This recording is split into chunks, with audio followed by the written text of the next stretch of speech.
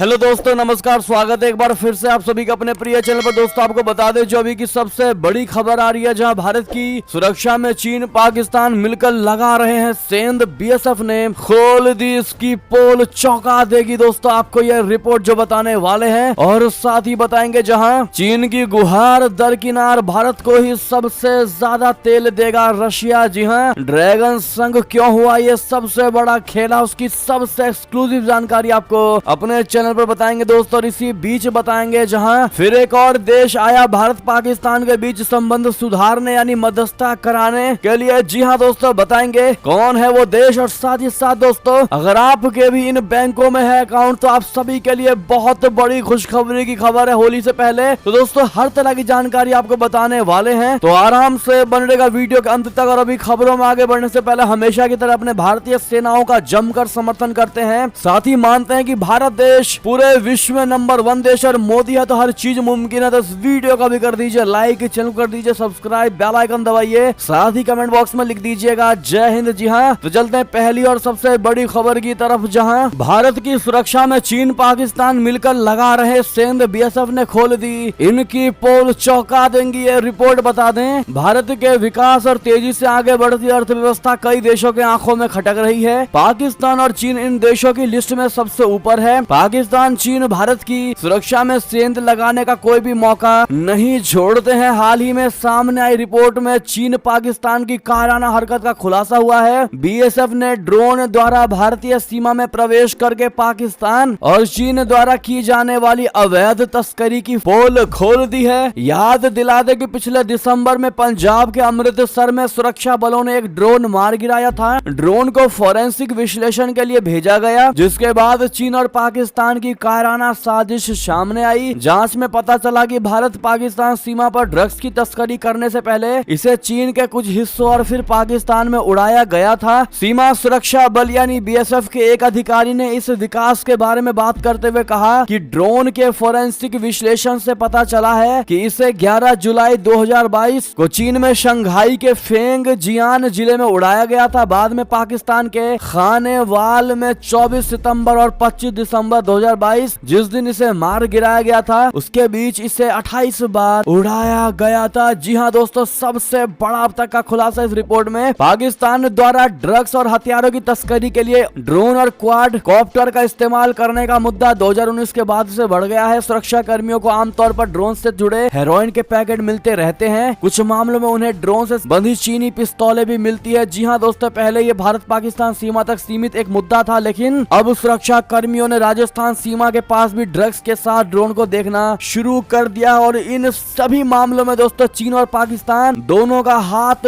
दिखाई दिया है, दोनों इसमें सम्मिलित है दोस्तों। वैसे में चाइना भारत के साथ लगती सीमाओं पर अपनी हकीकत, अपनी असलियत तो दिखा ही रहा है, और साथ ही साथ पाकिस्तान के साथ भी लगती सीमाओं पर अपनी चालबाजी दिखा रहा है। ऐसे में दोस्तों इस रिपोर्ट में यही बड़ा खुलासा हुआ है। बहरहाल अब भारत इस पर क्या एक्शन लेता है और भारत क्या इसका काट निकालता है दोस्तों, वो देखने वाला होगा। लेकिन अगर आप भी मानते हैं कि दोनों बराबरी का हकदार हैं, चीन और पाकिस्तान भी, तो कमेंट में इनको मुंह की खानी जरूर पड़ेगी। और लॉन्ग लिव मोदी जी कहना मत भूलिएगा। चलते हैं दोस्तों अगली खबर की तरफ, जहां चीन की गुहार दरकिनार, भारत को ही सबसे ज्यादा तेल देगा रशिया। आखिर ड्रैगन संग क्यों हुआ ये बड़ा खेला, बता दें। चीन में कोरोना वायरस महामारी से मचे हाहाकार के बाद हालात अब काफी हद तक सामान्य होते दिखाई दे रहे हैं। राजधानी बीजिंग समेत देश के दूसरे शहरों में व्यापारिक गतिविधियां फिर तेज होने लगी हैं। ऐसे में चीन में एक बार फिर से कच्चे तेल की मांग बढ़ती जा रही है। ड्रैगन को उम्मीद थी कि यूक्रेन युद्ध के चलते वो रूसी बाजार से सस्ते दाम पर तेल का आयात कर सकता है, मगर जानकारों का मानना है कि चीनी सरकार को इस मामले में निराशा हाथ लग सकती है। कहा यह जा रहा है कि रूस ऑयल एक्सपोर्ट को लेकर चीन की बजाय भारत को ही अहमियत देने वाला है। जी हाँ, कमोडिटी डेटा फर्म कैपलर के अनुसार चीनी मांग में सुधार के बावजूद रशिया भारत को जितना तेल बेच सकता है उतना बेचता रहेगा। भारत ने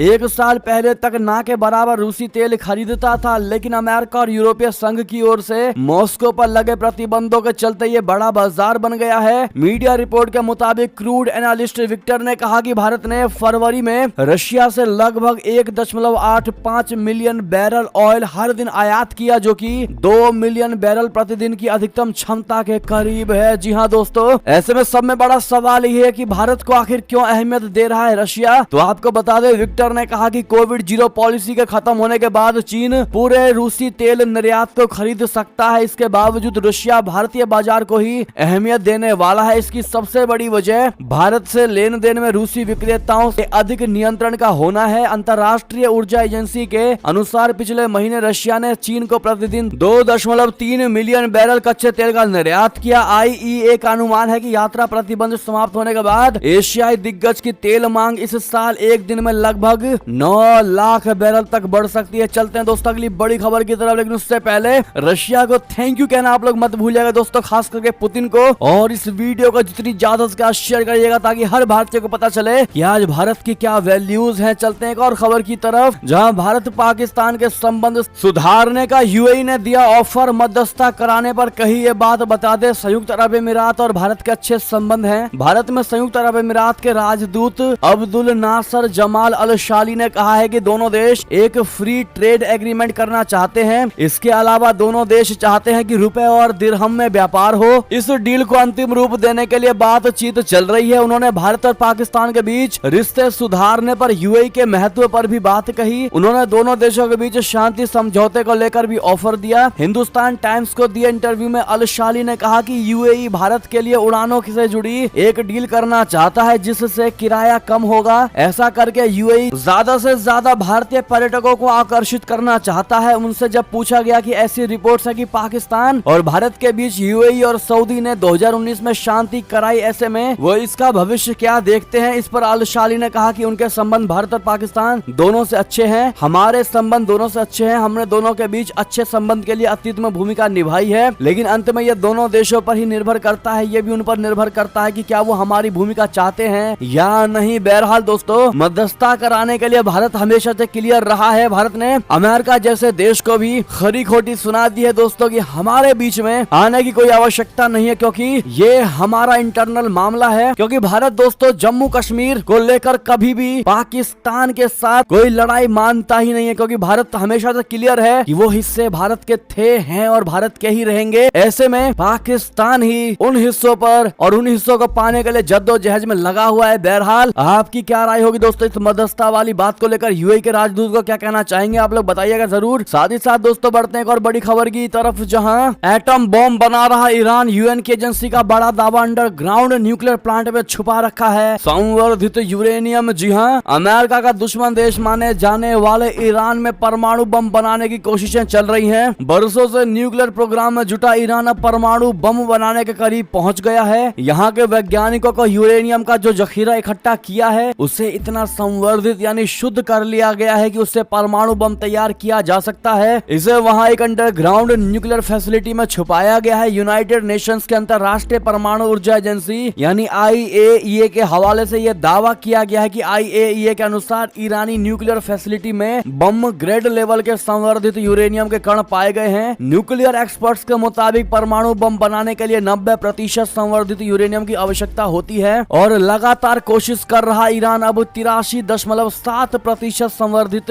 यानी शुद्ध यूरेनियम हासिल कर चुका है। यानी वो परमाणु बम बनाने के बेहद करीब पहुंच गया है। जी हाँ, अब ऐसे में यूनाइटेड एजेंसी का ये जो बड़ा दावा है दोस्तों, उससे पूरी दुनिया वाकई में चौंक गई है। अब देखना ये होगा दोस्तों कि वाकई में ईरान का इस पर क्या कमेंट आता है। बढ़ते हैं अगली खबर की तरफ, जहां पर पाकिस्तान को 25 साल पहले की तरह नाक रगड़वाने की तैयारी में IMF गरीबों पर भी होगी। इसकी मार। बता दे, IMF से लोन हासिल करने के लिए परेशान पाकिस्तान की मुश्किलें कम नहीं हो रही हैं। पाकिस्तान पर कई शर्तें लगाने के बाद अब IMF ने लोन देने के लिए 4 और मांगे रख दी हैं। उनके पूरा होने पर लोन देने पर विचार किया जाएगा। इनमें से एक अहम मांग ये है कि बिजली आपूर्ति पर प्रति यूनिट 3.82 रुपए का सरचार्ज वसूला जाए। यदि ये फैसला पाकिस्तान की सरकार लागू करती है तो इससे गरीब लोगों पर बड़ी मार पड़ेगी। पेट्रोल, डीजल, मिट्टी का तेल जैसी आवश्यकताएं होने वाली जरूरी चीजों पर महंगाई के बाद अब ये नया संकट पाकिस्तान की जनता के सामने खड़ा हो जाएगा। पाकिस्तानी अफसरों का कहना है कि IMF हमसे उसी तरह शर्तें मनवाना चाह रहा है जैसा उसने 1998 में किया था। तब पाकिस्तान ने परमाणु परीक्षण किया था और तमाम पाबंदियों के चलते देश की आर्थिक हालत खराब हो गई थी। अब ऐसे में आपको बता दें दोस्तों, इधर जनता महंगाई की मार झेल रही है। पाकिस्तान में, साथ ही साथ गरीबी की मार झेल रही है, बेरोजगारी की मार झेल रही है। वैसे में दोस्तों जो सबसे बड़ी और अहम जानकारी आपको बताने वाले हैं, जो पाकिस्तान की सरकार पर लानत जैसी खबर होने वाली है, वो ये है दोस्तों कि भूखी जनता के पैसों से हथियार खरीद रही है पाकिस्तानी सेना और गरीबों का पेट काटकर मौज कर रहे हैं वहां के जनरल। सही सुना आपने, बता दें कि पाकिस्तान के लोग गेहूं के आटे, दाल और दवाओं के लिए कतार में खड़े हैं, लेकिन पाकिस्तानी सेना के जनरलों ने नए हथियारों के लिए बजट का एक बड़ा हिस्सा हड़प लिया है। आर्थिक कंगाली से जूझ रहा पाकिस्तान अपनी गलतियों से सबक नहीं ले रहा है। ये बातें अफगान डायस्पोरा नेटवर्क यानी एडीएन ने अपनी रिपोर्ट में कही है। इसमें कहा गया है कि पाकिस्तान आज जिस बदतर स्थिति में है उसके लिए पाकिस्तानी सेना बहुत ज्यादा जिम्मेदार है। पाकिस्तानी सेना इस बात से इनकार नहीं कर सकती है कि आम लोगों के हिस्से का छीनकर खुद का पेट भर रही है और जमकर उन भूखी जनता के पैसों से हथियार खरीद रही है दोस्तों,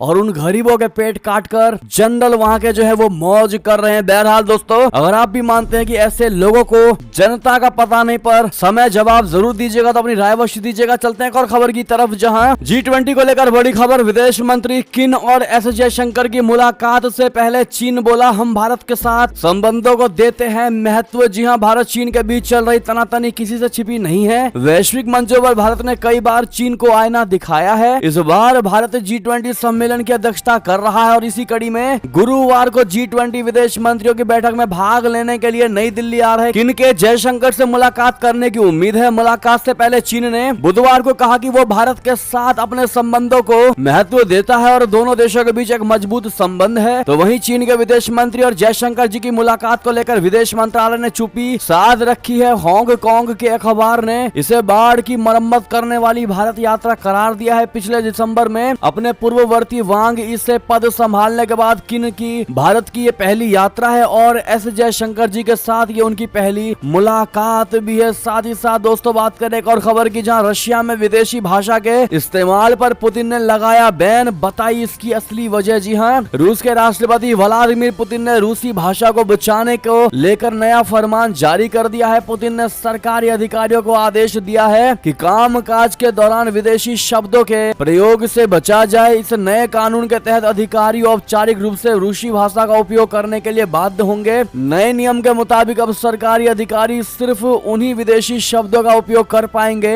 जो रूसी भाषा में व्यापक रूप से उपयोग में नहीं लाए जाते हैं। इस कानून का उद्देश्य रूसी भाषा की स्थिति की रक्षा और समर्थन करना है। सरकार की आधिकारिक वेबसाइट पर कहा गया है कि विदेशी आधारित शब्दों की एक सूची जो अभी भी उपयोग की जा सकती है अलग से प्रकाशित की जाएगी। साथ ही साथ बड़ी खबर बता दें, जहां टीटीपी ने बनाया पाकिस्तान से खैबर पख्तूनख्वा को अलग करने का खतरनाक प्लान। अब क्या करेंगे शहबाज शरीफ। जी हां, अमेरिकी विदेश विभाग की एक रिपोर्ट में कहा गया है कि तहरीके तालिबान पाकिस्तान यानी टीटीपी आतंकी समूह ने प्रमुख रूप से पाकिस्तान के खैबर पख्तूनख्वा यानी केपी में अपने लक्षित हमलों को तेज कर दिया है, क्योंकि इसका उद्देश्य प्रांत में सेना और राज्य के खिलाफ एक आतंकवादी अभियान चलाकर सरगना को गिराना और शरिया कानून लागू करना है। आतंकवाद पर 2021 देश की रिपोर्ट शीर्षक वाली रिपोर्ट के अनुसार टीटीपी अपने गुर्गों के प्रशिक्षण और तैनाती के अभयारण्य के रूप में पाकिस्तान अफगानिस्तान सीमा और दोनों तरफ के ट्राइबल बेल्ट का उपयोग करता है। ये रिपोर्ट ऐसे समय में आई है जब टीटीपी फिर से देश में मजबूत होने लगा है। जी हाँ, चलते हैं दोस्तों अगली खबर की तरफ, जहां भारत के खिलाफ नित्यानंद का प्रोपेगेंडा हुआ फ्लॉप। कैलासा पर अब आया यूनाइटेड नेशन का बयान। बता दें, भारत में रेप के आरोपों का सामना कर रहे भगौड़े नित्यानंद की प्रतिनिधि हाल ही में संयुक्त राष्ट्र की बैठक में शामिल हुई थी। यूएन की बैठक में शिरकत करती नित्यानंद की प्रतिनिधि विजय प्रिया की तस्वीरें देश भर में वायरल हुई हैं, जिसने एक नई बहस को जन्म दे दिया। लेकिन अब नित्यानंद की प्रतिनिधि के यूएन में पहुंचने पर संयुक्त राष्ट्र का जवाब भी आया है। नित्यानंद की प्रतिनिधि जिस प्रोपेगेंडा के साथ यूएन के मंच पर पहुंची थी उसे करारा झटका लगा है। आज तक की इन्वेस्टिगेशन में इसकी पुष्टि हो गई है कि भगौड़े नित्यानंद ने संयुक्त राष्ट्र के मंच तक पहुंचने में एनजीओ के एक नेटवर्क का इस्तेमाल किया था।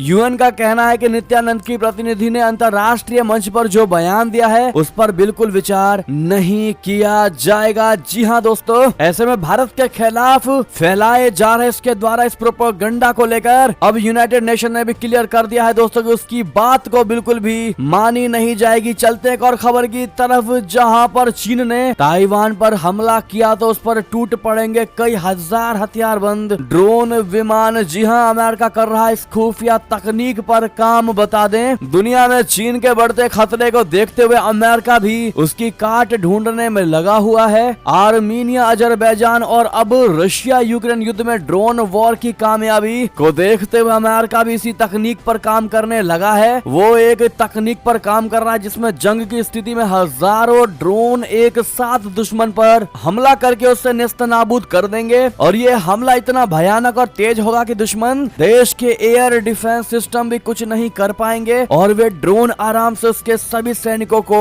ठिकाना लगा देंगे, यानी ठिकानों को ही खत्म कर देंगे। जी हाँ, आपकी जानकारी के लिए आपको बता दें कि रिपोर्ट के मुताबिक पेंटागन की ओर से चलाए जा रहे इस खुफिया प्रोजेक्ट का नाम है autonomous multi domain adaptive swarms of swarms यानी अमेज प्रोजेक्ट। यानी कि दोस्तों अब करारा झटका देने वाला है अमेरिका। चीन को चलते एक और खबर की तरफ, जहां नेपाल में प्रचंड सरकार के लिए खड़ी हुई मुश्किल, राष्ट्रपति चुनाव के बाद हासिल करेंगे विश्वास मत, क्या बचा पाएंगे प्रचंड अपनी कुर्सी। बता दें नेपाल के प्रधानमंत्री पुष्प कमल दहल प्रचंड राष्ट्रपति चुनाव के बाद विश्वास मत हासिल करेंगे और अपने मंत्रिमंडल में फेरबदल करेंगे। मीडिया की एक खबर में अधिकारियों के हवाले से बुधवार को यह जानकारी दी गई। प्रचंड मंत्रियों के 16 पद भरने के लिए अपने मंत्रिमंडल में फेरबदल करने की तैयारी कर रहे हैं। 3 राजनीतिक दलों के उनकी सरकार से बाहर आ जाने के बाद ये पद खाली रह गए थे। काठमांडू पोस्ट अखबार ने सरकार की प्रवक्ता रेखा शर्मा के हवाले से कहा है कि प्रचंड 9 मार्च को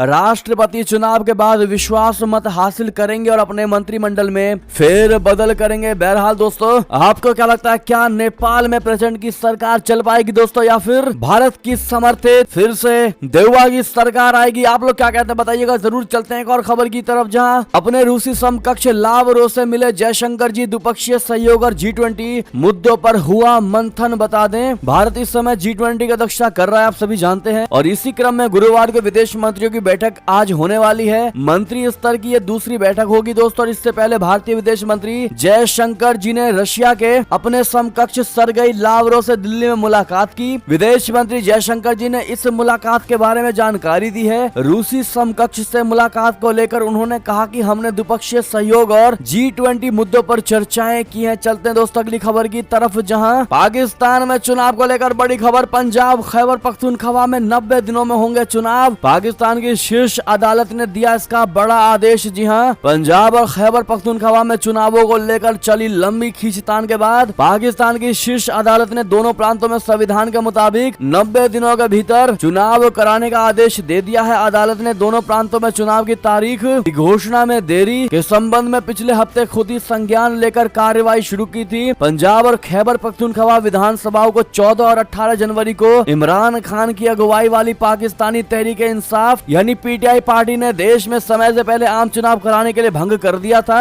मुख्य न्यायाधीश उमर अता बंदियाल की अध्यक्षता वाली 5 सदस्यीय पीठ ने 3 के बहुमत से निर्णय जारी किया और निर्णय ने 2 प्रांतों में चुनावों का मार्ग प्रशस्त कर दिया है। वर्तमान में अंतरिम सरकारों द्वारा इन प्रांतों को चलाया जा रहा है। जी हाँ, बहरहाल खैबर पख्तूनख्वा जो कि दोस्तों वहाँ के नागरिक पाकिस्तान से काफी ज्यादा परेशान है। अब ऐसे में देखना ये होगा कि क्या होता है वहाँ का रिजल्ट। चलते हैं दोस्तों एक और खबर की तरफ, जहाँ PM मोदी ने कहा 21वीं सदी में भारत की पहचान बनेंगे नियोजित शहर, तेजी से हो रहा शहरीकरण। जी हाँ, शहरी नियोजन, विकास और स्वच्छता पर बजट के बाद वेबिनार में PM नरेंद्र मोदी ने बुधवार को कहा है कि नए शहर विकसित हो रहे हैं जो 21वीं सदी में भारत की एक नई पहचान बनाएंगे। भारत का तेजी से शहरीकरण हो रहा है, ऐसे में बुनियादी ढांचे का निर्माण करना जरूरी है जो भविष्योन्मुखी हो। प्रधानमंत्री ने कहा कि यह दुर्भाग्य रहा है कि आजादी के बाद हमारे देश में इक्का दुक्का ही नियोजित शहर यानी प्लान्ड सिटी बने हैं। आजादी के 75 वर्षों में देश में 75 नए और बड़े नियोजित शहर बने होते तो आज भारत की तस्वीर कुछ और ही होती। उन्होंने कहा अमृत काल में शहरी नियोजन यानी अर्बन प्लानिंग ही हमारे शहरों का भविष्य तय करेगी और भारत के अच्छे तरह से नियोजित शहर ही भारत के भाग्य को निर्धारित करेंगे। चलते हैं दोस्तों अगली खबर की तरफ, जहां अतीक अहमद के एनकाउंटर के डर को लेकर बड़ी खबर, जहां यूपी गया तो पलट जाएगी गाड़ी, हो जाएगा एनकाउंटर। जी हां, अतीक अहमद अपनी सुरक्षा को लेकर पहुंचा सुप्रीम कोर्ट। बता दें प्रयागराज में सनसनीखेज उमेश पाल हत्याकांड में नामजद होने के बाद से बाहुबली अतीक अहमद को अपनी जान का खतरा सता रहा है। गुजरात की साबरमती जेल में बंद अतीक अहमद यूपी नहीं आना चाहता है। उसने सुप्रीम कोर्ट में याचिका दायर कर कहा है कि अगर यूपी पुलिस को उससे पूछताछ करनी है तो वीडियो कॉन्फ्रेंसिंग के जरिए हो। अतीक ने यूपी में अपने एनकाउंटर की आशंका जताते हुए कहा है कि वहां के मंत्री गाड़ी पलटने की बातें कर रहे हैं। इससे पहले इलाहाबाद की कोर्ट में भी अतीक और उसके भाई अशरफ की तरफ से इसी तरह की याचिका दायर की गई थी, लेकिन अदालत ने याचिका खारिज कर दी थी। जी हाँ दोस्तों, अब ऐसे में अतीक अहमद को डर सता रहा है कि कहीं उसकी गाड़ी भी पहले के माफियाओं की तरह ना पलट जाए और उनका एनकाउंटर ना कर दिया जाए। साथ ही साथ आपको बता दें दोस्तों, जहां पर सीएम योगी जी का समाजवादी पार्टी पर बड़ा हमला कहा, अखिलेश यादव की पार्टी ने यूपी को एक जिला एक माफिया दिया। जी हाँ, बुधवार को विधानसभा को संबोधित करते हुए योगी आदित्यनाथ जी ने अपने संबोधन के दौरान समाजवादी पार्टी पर निशाना साधा। उन्होंने कहा, हर समस्या के दो समाधान होते हैं, भाग लो या भगा लो। नेता प्रतिपक्ष की सीट खाली है, ये है भाग लो। सीएम योगी ने कहा, ये सच है कि आपने यानी समाजवादी पार्टी ने यूपी को एक जिला एक माफिया दिया। किस जिले में माफिया नहीं था? राज्य में कई तरह के माफिया थे, कुछ भू माफिया, वन माफिया, मवेशी माफिया थे। राज्य में हर कोई इसके बारे में अच्छी तरह से जानता है। तो मैं दोस्तों अतीक अहमद को लेकर आपकी क्या राय होने वाली है दोस्तों, कमेंट में लिखकर अवश्य बताइएगा, क्योंकि अतीक अहमद गुर्गो को जिस प्रकार से एनकाउंटर किया गया है दोस्तों, इससे साफ झलक रहा है कि योगी सरकार जीरो टॉलरेंस को पूरे तरीके से निभा रही है। बहरहाल चलते हैं एक और खबर की तरफ, जहां शहीद के पिता की गिरफ्तारी से रक्षा मंत्री राजनाथ सिंह हुए नाराज। सीएम नीतीश से फोन पर की बात बता दे। गलवान घाटी की घटना में जान गंवाने वाले सैनिक के पिता के साथ कथित मारपीट का मामला अब तूल पकड़ता जा रहा है। शहीद के भाई का कहना है कि उनके पिता राज कपूर सिंह पर SC/ST एक्ट के तहत मुकदमा दर्ज किया गया है। इतना ही नहीं, पुलिस पर मारपीट का भी आरोप लगाया गया है। तो वहीं इस पूरे मामले में अब केंद्रीय रक्षा मंत्री राजनाथ सिंह की एंट्री हो गई है। राजनाथ सिंह ने बुधवार यानी 1 मार्च को इस मामले पर संज्ञान लिया और बिहार के मुख्यमंत्री नीतीश कुमार से बात की। सूत्रों के मुताबिक राजनाथ सिंह ने मारपीट और शहीद के पिता की गिरफ्तारी पर नाराजगी जाहिर की है। उन्होंने नीतीश कुमार से मामले में कार्रवाई करने के लिए कहा है। इस मामले में बिहार के पुलिस महानिदेशक ने तेजी से कार्रवाई का आश्वासन दिया। बिहार पुलिस ने एक बयान जारी करके कहा है कि गलवान घाटी की घटना में जान गंवाने वाले सैनिक के पिता की गिरफ्तारी मामले को बिहार के पुलिस महानिदेशक द्वारा गंभीरता से लेते हुए एक टीम गठित करके जांच के निर्देश दिए गए हैं और इस मामले में अगर कोई पुलिस पदाधिकारी या फिर कर्मी दोषी पाया जाएगा तो उसके खिलाफ कार्रवाई होगी। बहरहाल दोस्तों, अगर आप भी राजनाथ सिंह द्वारा लिए गए इस एक्शन का दिल से समर्थन करते हैं दोस्तों और मानते हैं कि यही होती है देश के प्रति भावना, देश के प्रति प्रेम, तो थैंक यू राजनाथ सिंह जी कहना बिल्कुल मत भूलिएगा आप लोग। साथ ही साथ दोस्तों अंतिम खबर आपको बता दें, जहां पर SBI, PNB, ICICI, HDFC समेत सभी बैंकों ने सुनाई खुशखबरी। करोड़ों ग्राहकों की हुई मौज। बता दें, क्या आपने भी RD यानी बैंक RD खुलवा रखी है या फिर आपका भी आने वाले दिनों में RD कराने का प्लान है, तो आपके लिए आवश्यकता बड़ी खबर है दोस्तों। बैंकों में निवेश करने से लोगों को कई तरह के फायदे मिलते हैं। काफी बेहतर ब्याज भी मिलता है। रिकरिंग डिपॉजिट यानी RD पर आपको अच्छा ब्याज मिलता है। ऐसे में दोस्तों कई सारे बैंक है जिन्होंने अपने ब्याज दरें बढ़ा दी हैं। आप RD को ऑफलाइन, ऑनलाइन या मोबाइल बैंकिंग के जरिए भी खोल सकते हैं और जिस प्रकार से ब्याज बढ़ाई गई है दोस्तों 6 से 7% के बीच में ये ब्याज चल रहा है और जितने भी बैंक है ये सारे बैंकों के नाम हमने दे दिया है, आप स्क्रीन पर भी देख पा रहे होंगे। बहरहाल यदि दोस्तों अब तक की सारी बड़ी खबरें आपको हमारी खबर कैसी लगी, आशा करता हूँ बहुत अच्छी लगी होगी। अगर थोड़ी भी अच्छी लगी तो इस वीडियो को भी अपने भाई बंधुओं में व्हाट्सएप, फेसबुक, ट्विटर के जरिए पूरे भारत में शेयर करना बिल्कुल मत भूलिएगा। और अभी कर दीजिए इस वीडियो को लाइक, चैनल कर दीजिए सब्सक्राइब, बेल आइकन दबाइए, साथ ही कमेंट बॉक्स में लिख दीजिएगा जय हिंद जय भारत। तो मिलते हैं आप अगली बड़ी खबर में, तब तक के लिए अपना ख्याल रखिएगा। आप सभी का बहुत बहुत धन्यवाद दोस्तों, साथ देने के लिए, साथ बने रहने के लिए। जय हिंद जय भारत।